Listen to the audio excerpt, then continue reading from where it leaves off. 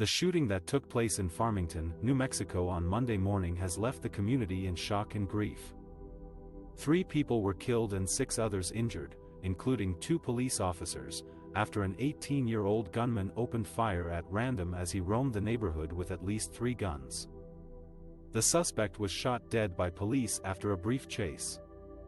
The victims of the shooting have not been identified yet, but they include a woman who was shot in her car, a man who was shot in his home, and another man who was shot outside a gas station. The injured include 2 Farmington police officers who were shot while responding to the scene, a woman who was shot in her home, a man who was shot in his car, and 2 other people who were shot at different locations. The shooting has shaken the community of Farmington, which is located in the northwest of the state, adjacent to the Navajo Nation. Several schools in the area were placed on lockdown as a precaution, and some students witnessed the shooting from their classrooms.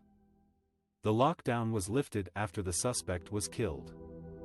The San Juan Regional Medical Center, where the injured were taken, said it activated its emergency response plan and treated 6 patients with gunshot wounds. 2 of them were in critical condition and 4 were in stable condition.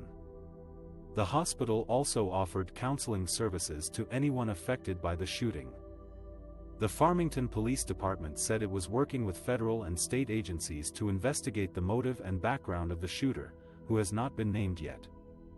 The department also thanked the public for their support and prayers, and asked for respect for the privacy of the victims and their families.